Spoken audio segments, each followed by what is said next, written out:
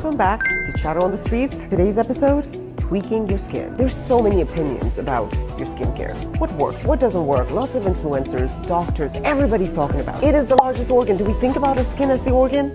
Probably not. Chatter on the Streets is here with Mindi Mills. She's an esthetician with over 30 years of experience, and I love her because she's grounded me. She's toned down vanity for me in the ways I needed it. Mindi, take the wheel. So my first question, because I want to clarify, there's so much out there when it comes to social media. When do you go to see an esthetician versus a dermatologist? Okay, so we'll address just the obvious initially. A dermatologist is a medical doctor. Medical doctors typically treat diseases. In this particular case, they treat diseases of the skin, and there's various, lots of different types. And then as far as estheticians, we are not trained in medicine initially. An esthetician is a skincare specialist, not a medical doctor, not a nurse, but specifically it is training specifically to work with the care of the skin. But there's different types of estheticians. You have an esthetician that could be maybe just out of school, someone that is working at a day spa, something that they're just giving relaxation treatments, which is wonderful. And then you have estheticians that are more seasoned that may work in medical practices. So let me say that all states are different as to what they allow their estheticians to, how they allow them to practice. That's a major point, okay. I can use lasers, class 4 medical devices. I can use lasers, I can chemical peels, I can offer microneedling, medical needling. What about Botox or fillers? Estheticians actually can inject Botox or botulinum toxin.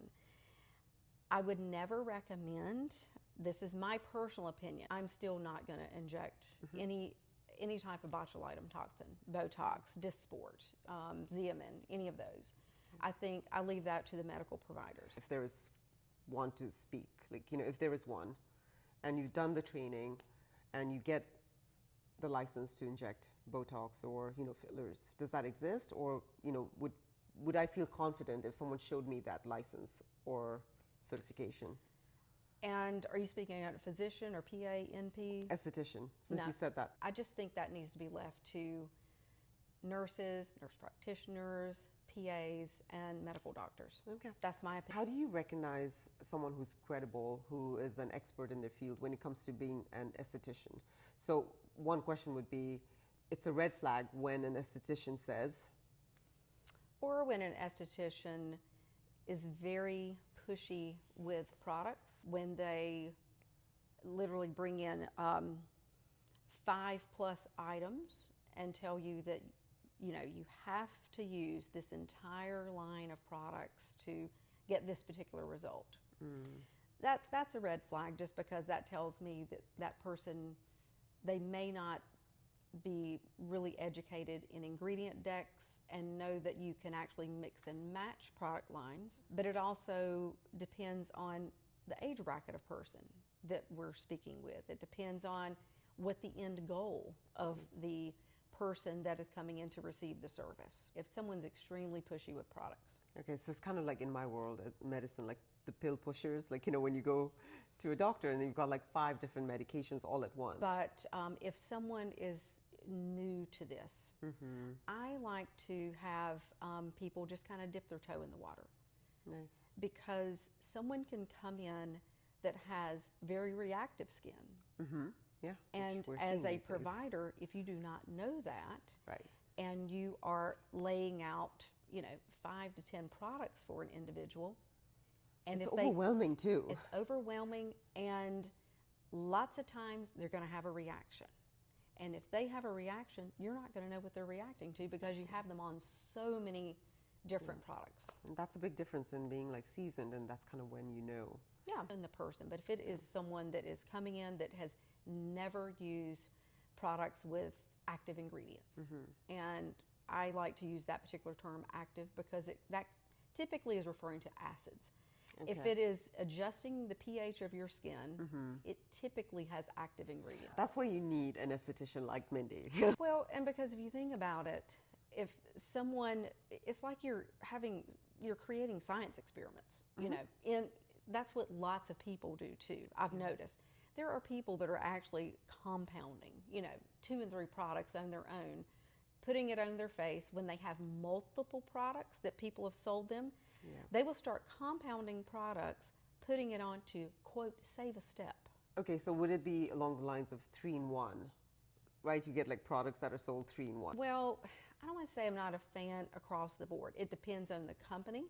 It depends on where the product is manufactured. It depends on if you're using that, and I'm using sunscreen because that's typically what it is. It's typically moisturizers and sunscreen combos. There's many companies that have mastered that, but not all companies have mastered that combination, because if you think about it from a compounding standpoint, when all of these ingredients are compounded together, something's going to be buffered out.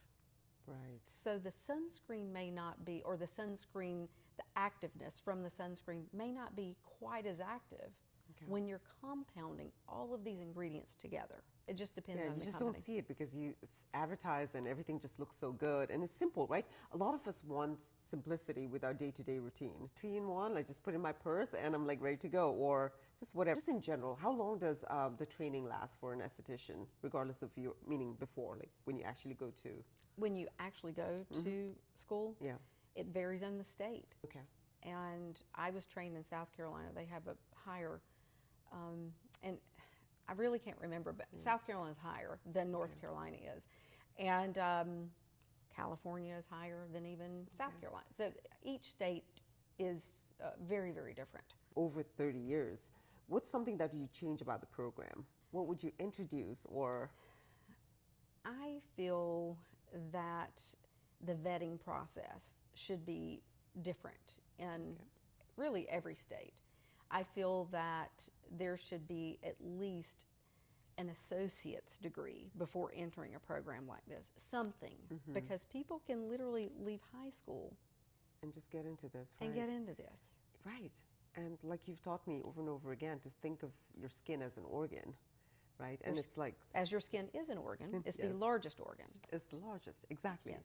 And so I think just having that, so that's profound. So I think we're going to conclude this segment by just saying, just like it's important to have health insurance and medical provider, I think it's very important to have an esthetician just to guide you, because skin inflammation, it's the long-term consequences of what you're putting in your body and your skin. And I think just being educated about it in the right way, and just even being able to look at a product and identify certain things that you should stray away from. And I think that's where you guys help us so much, Correct. tremendously. So, Mindi,